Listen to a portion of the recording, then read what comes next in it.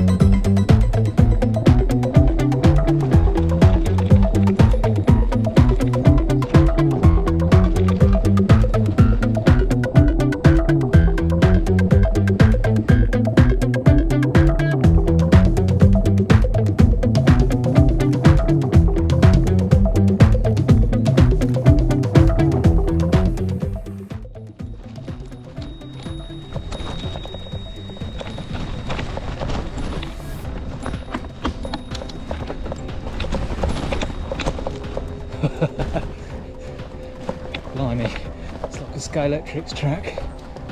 I don't know which lane to pick.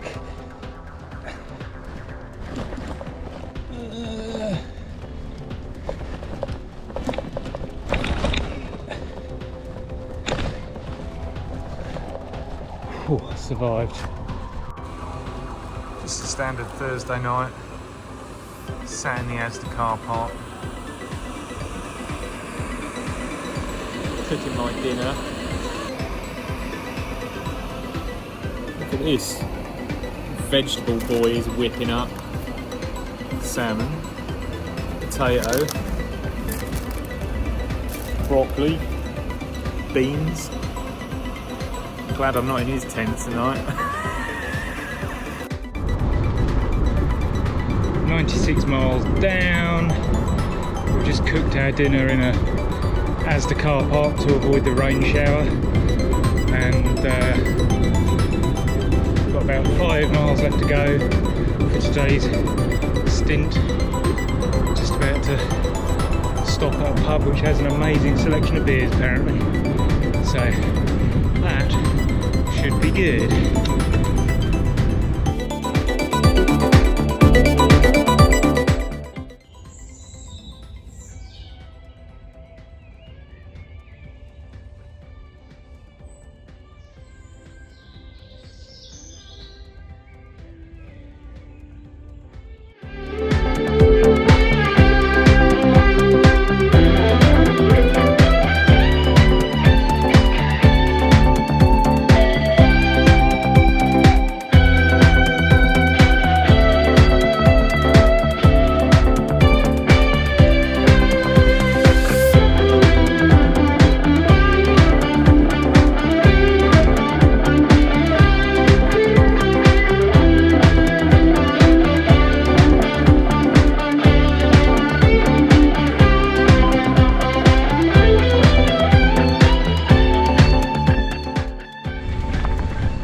Okay, so it's Cantii Way, day 2, 104 miles done yesterday. Slept somewhere in a wood between Canterbury and Ashford. Now we're off and rolling again, 7 o'clock in the morning, sun's out. Heading down to Canterbury for coffee and hopefully some delicious pastry action.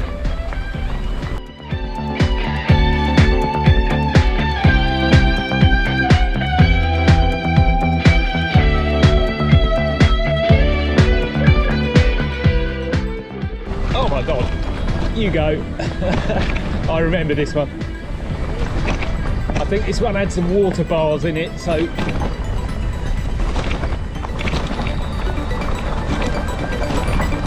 oh yeah, there we go. Bloody suspension fork gravel choppers. It's not fair, is it?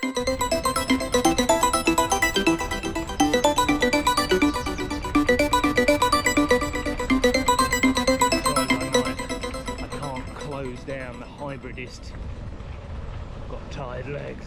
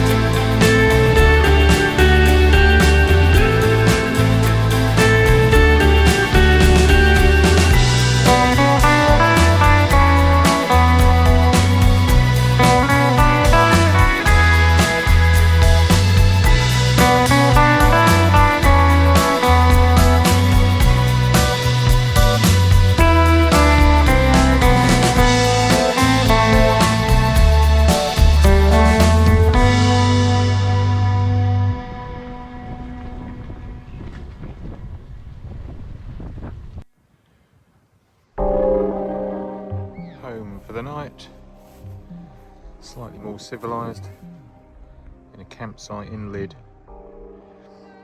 Even gonna have a shower. Ooh.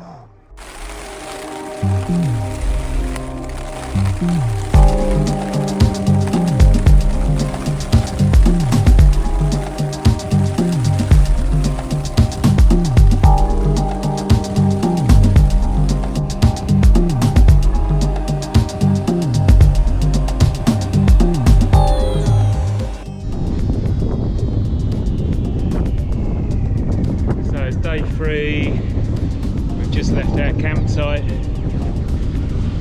It rained pretty heavily overnight, but it's stopped and we've packed up and we're on our way to Rye for some munchies now. It's even stronger headwind than there was yesterday, just to top it off. So that's nice, isn't it?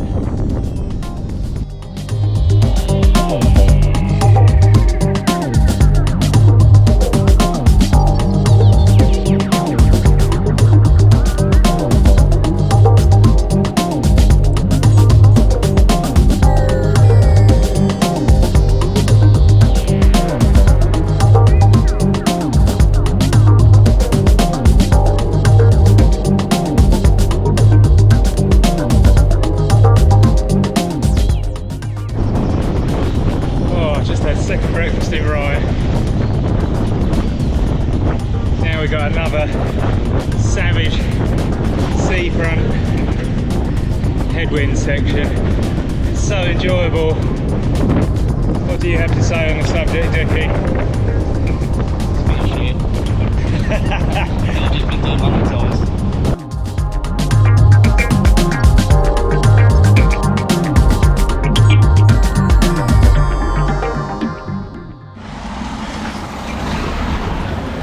Oh,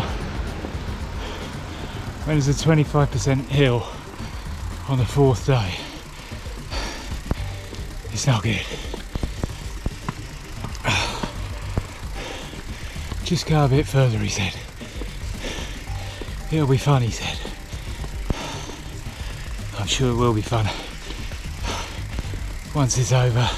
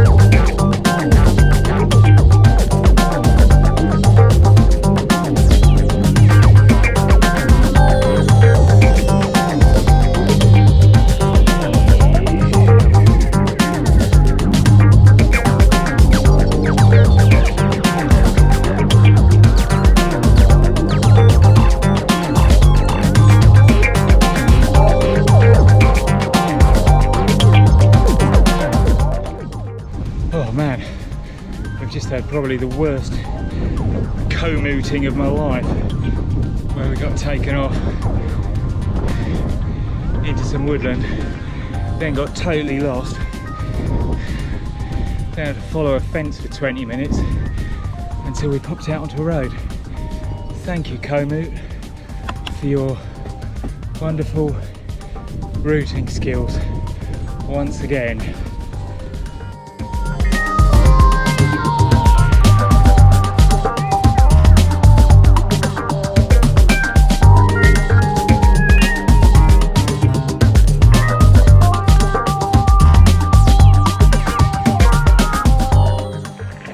So a couple of months has passed since the original trip, and you may find yourself looking at the video and thinking, this is amazing, there's just so much off-road on this loop, I really want to go and do it. Well, sad fact is that actually I only recorded the good bits, and there was an awful lot of road coupled with some quite unpleasant main road. So I would say that if you're a off-road rider, if you're a mountain biker, which I am, you probably find yourself a little bit disappointed by it and trying to search out any other bits you can find on the way, which we did manage to add a few in. If you're a roadie or a tourist, then you'll probably love it because, like I say, the actual amount of off-road is fairly minimal. When we did it also, it was an absolutely stonking tailwind, so for the first half of the ride, as you've probably seen, it was amazing. Going home afterwards, well, less so. So if you're looking for a nice couple of days out, yep, it's a nice ride. If you're looking for something that's more off-road focused, then I reckon you're better off doing the King Alfred's Way or something like that. Nevertheless, rose-tinted spectacles and all that, I did have a good weekend, despite how it may sound towards the latter end of the video. So yeah, hope you enjoyed the video, like and subscribe and all that stuff. Thanks very much.